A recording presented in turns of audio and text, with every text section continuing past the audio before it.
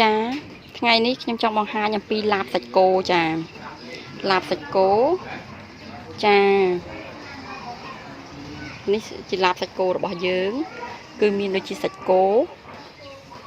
នេះជាសាច់គោយើងយកខ្ចីហ្នឹងប្រហែលជាកន្លះគីឡូមកហើយនេះគល់ក្រេដែលខ្ញុំហាន់ស្លាប់នេះជាម្ទេសផ្លោក1ផ្លែនិងត្រសក់2ផ្លែហើយនេះជាសណ្តែកគួរពីងប៉ោះចាហើយនេះជាជីនឹងមានជីគ្រប់សពជីក្រហមជីវ៉ាន់ស៊ុយជីថ្ពាល់ស្រីថ្ពាល់ត្រីអីទាំងអស់ហ្នឹងចាចូលគ្នា3មុខចា4 5មុខឲ្យតែមានគ្រប់គឺចូលគ្នាទាំងអស់ហើយនេះជាសាឡាត់របស់យើងហើយនេះជាការ៉ុតចាហើយយើងមានអង្ករលីងបន្តិចហើយនេះយើងមានទឹកត្រីហើយនេះយើងមានស្ករនិងម្ទេសខ្ទឹមក្រហមអំបិលប៊ីចេងប្រហុកក្រូចឆ្មាខ្ទឹមសចាយើងចាប់ដើមទាំងអស់គ្នាចាយើងចាប់ដាក់ខ្ទះយើងចាឲ្យក្តៅស្ងួតចឹងមកតបមកយើងចាប់ដាក់សាច់គោតែមិនចាំដាក់អីទេចា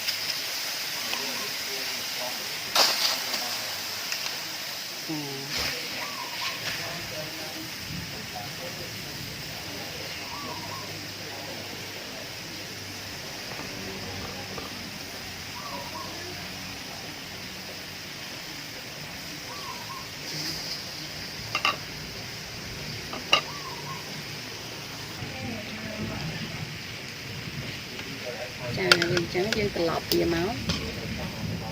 ចាឲ្យវាល្មមដែលយើងចង់ញ៉ាំហ្នឹង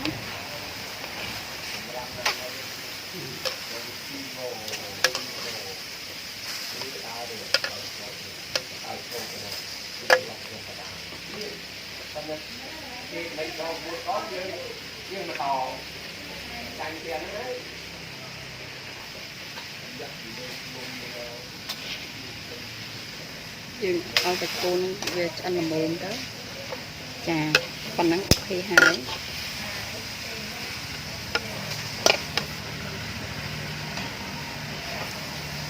ចាសាច់គោយើងតែប៉ុណ្ណឹងទៅអូខេហើយ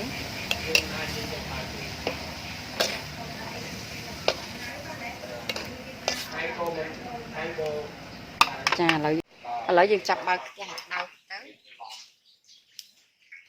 យើងចាប់ដាក់ទឹកបន្តិចមកដាក់ប្រហុក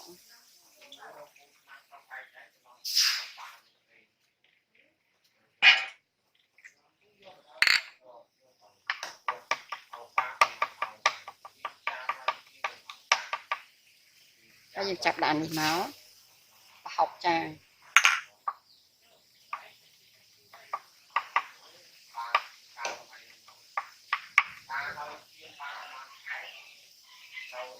ចានេះខ្ទឹមដាក់ចូលគ្នាហើយទៅ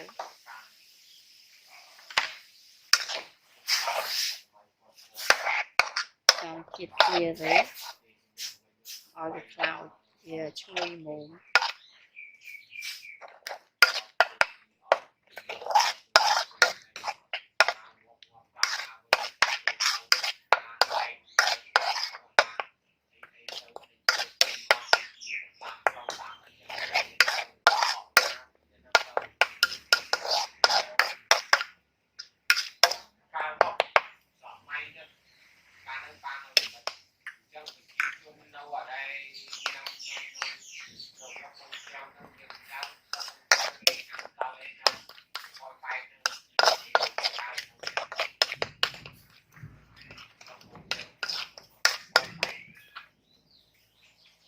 ចា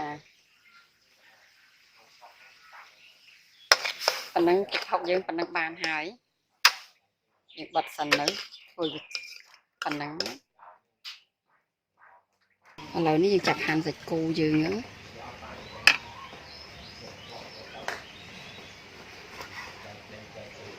សាច់យើងនឹងប៉ុណ្ណឹងល្មម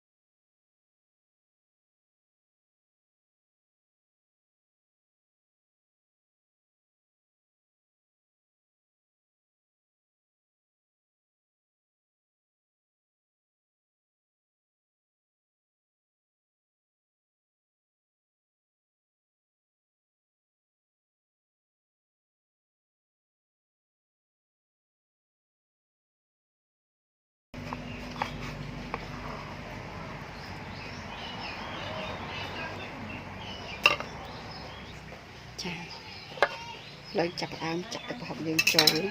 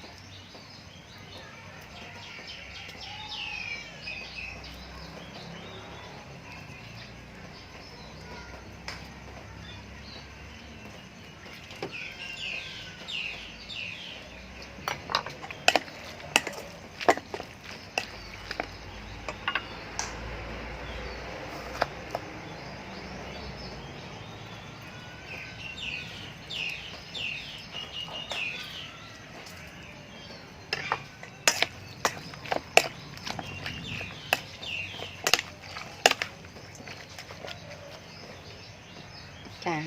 trường đã có lính dưỡng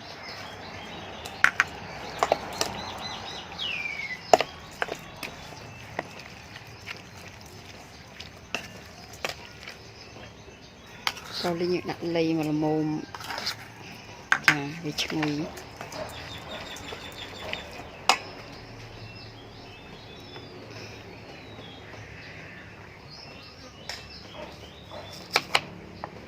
chà tọc máu co dưỡngรับเรียกหลักtửตึกไตรรับเรียกหลักด้วยขณีดิเจงจามบอลลูนติดบานไหน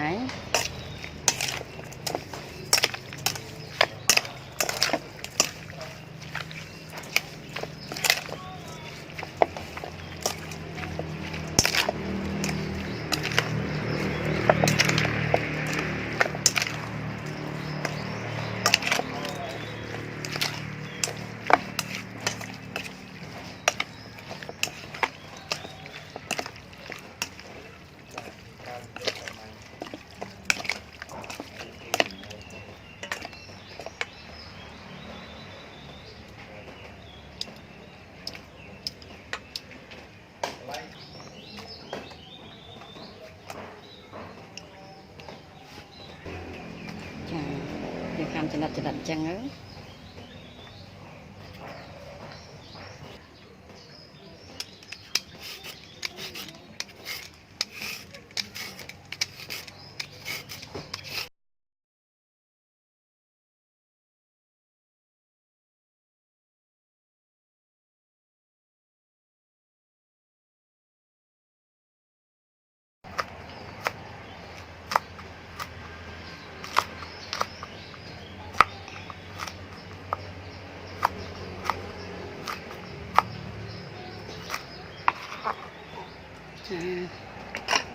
chàនេះគល់ត្រី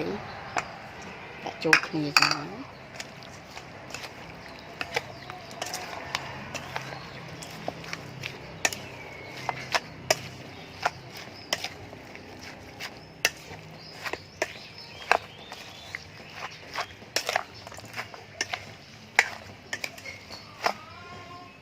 ចាទឹកត្រីយើងថែមប៉ុណ្នេះទៀតទៅនេះ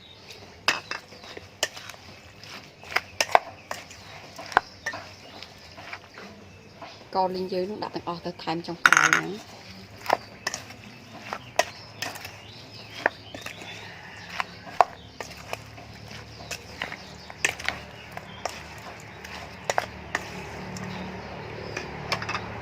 ចាហើយនេះជីរបស់យើង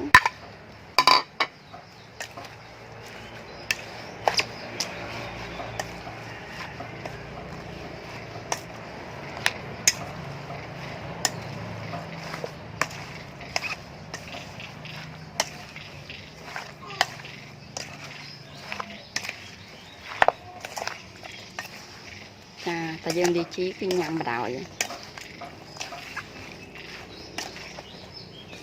ចានេះឡាបរបស់យើង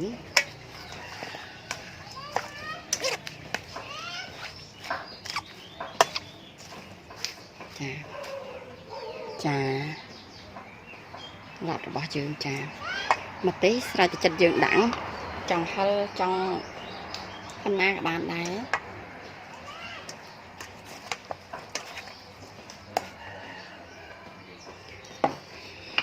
ម្ទេសបើយើងចង់ហិលយើងដាក់បច្ឆិតចេះមក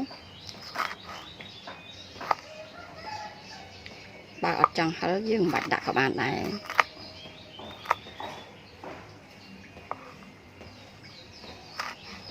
ចាព្រោះម្ទេសផ្លោកយើងនោះហិលហើយចានេះទុកដាក់ក្រោយទៅចា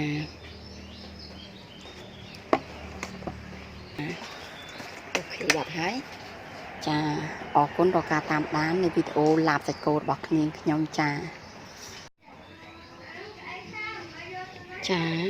អរគុណដល់ការតាមដាន